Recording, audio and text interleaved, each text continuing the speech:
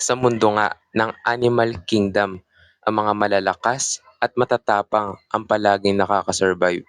At ngayon nga ay pag-uusapan natin ang 5 pinakamatatapang na hayop sa Animal Kingdom kahit hindi sila gano'n kalakihan. Pero bago ang lahat, huwag kalimutang ipakita ang iyong suporta sa pagpindot ng like and subscribe.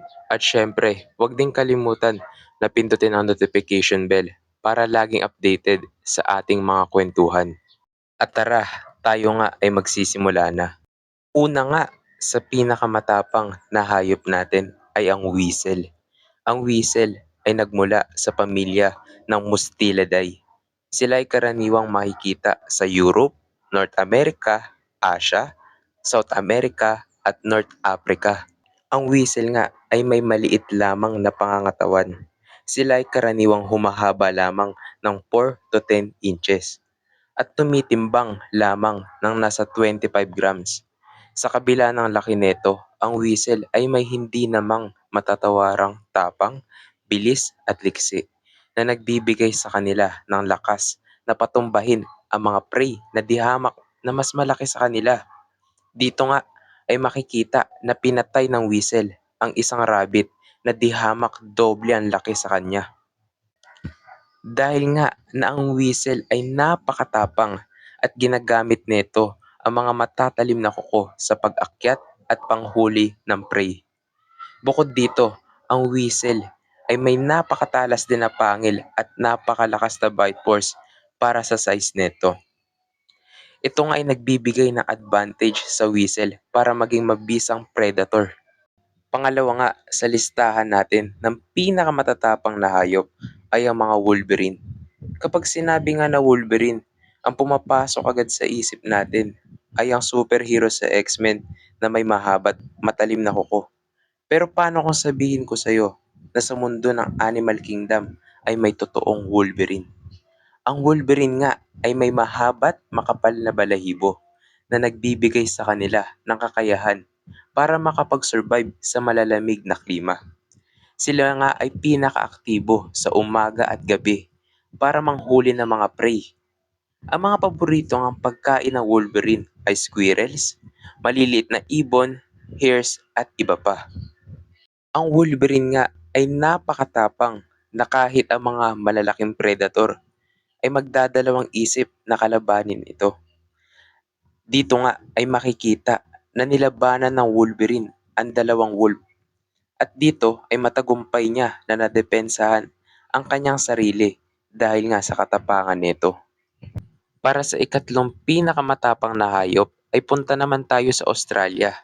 Sa isla nga ng Tasmania sa bansang Australia, ito ay tinitirhan ng isa sa pinakamatatapang na hayop na kung tawagin ay Tasmanian Devil. Ang Tasmanian Devil ay nagmula sa pamilya ng marsupials na kinabibilangan ng mga kangaroo, koala, wombats at iba pa. Nakilala natin bilang mga maamong hayop. Pero hindi katulad ng mga pinsan nito, ang Tasmanian Devil ay naiiba dahil ito ang pinakamalaki na carnivore sa pamilya ng marsupials sa ngayon. Ang Tasmanian Devil nga ay lubos na napakatapang at ito ay hindi basta-bastang umaatras sa laban. Sila nga ay nocturnal na hayop kung kaya't sa gabi sila pinakaaktibo at ito din ang panahon nila para maghanap ng makakain. Ang karaniwan nga nilang kinakain ay ang malalaking prey gaya ng wombats, sheep at rabbits. Pero bukod dito, sila din ay kilala bilang scavengers kung kaya't sila ay kumakain din ng mga patay na hayop at tira ng ibang predator. Sa lahat-lahat, ang kagat nito ang pinakasandata dahil nga na ang Tasmanian Devil ay isa sa may pinakamalakas na bite force sa Animal Kingdom kung pagbabasihan lamang ang laki. Punta naman tayo sa kabilang dako ng kontinente para sa ikaapat na bida ng ating kwento. At ito ang mga meerkat. Ang mga meerkat ay matatagpuan sa Southern Africa. Sila ay namumuhay na kasama ang kanilang pamilya, dahilan kung bakit mas lalo sila nagiging mas mabisa na predator. Ang isang grupo nga ng meerkat ay karaniwang binubuo ng 30 na meerkat. Ang meerkat ay madaling makikilala sa kanilang kulay brown na balahibo, pointed na muka at malalaking mata. Sila ay matatapang na predators sa pinagsamangang tapang, talino at dami. Ang meerkats ay may kakayahan na labanan at talunin kahit ang makakamandag na ahas. Sa katunayan nga, ang ahas ay isa sa kanilang paborito na kainin. Lubos lang na nakakahanga dahil ang ahas bilang isang kilala sa pinakadelikadong hayop ay pagkain lamang para sa mga meerkat. Dahil yan sa kanilang pagiging agresibo at pinagsama-samang lakas. Para sa ating pinakahuli na bida, ito ay ang honey badger. Ito ay tinaguriang pinakamatapang na hayop sa buong mundo at ito ay makikita sa Africa at iilang bansa sa Asia. Ito ay sinasabing pinakamatapang na hayop dahil sa kahit ang mga malalaki at mababangis na predator ay pinapalagan ng mga honey badger gaya na lamang ng mga leon, crocodile at iba pa. Ang mga honey badger nga ay mayroong makapal na balat na nagsisilbi nilang proteksyon laban sa ibang hayop.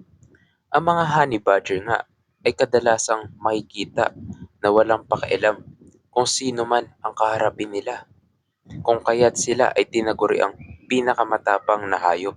Ang mga honey badger nga ay isang omnivore na hayop kung kaya't sila ay may malawak na variety ng pagkain. Isa nga sa mga kadalasan nilang hinahunting na hayop ay maliliit na hayop gaya ng ibon, mga insekto at mas maliliit na mammals kumpara sa kanila. Gaya ng mga Tasmanian devil, ang honey badger ay isa ring scavenger kung kaya't sila ay kumakain din ng mga patay na hayop at tira ng ibang predators. Bukod dito, dahil nga sa omnivore ang honey badger, kung kaya't sila ay kumakain din ng prutas at mga gulay. Panghuli, ang mga honey badgers ay may maskulado na pangangatawan na nagbibigay din ng advantage sa kanila para maging mas mabisa na predator.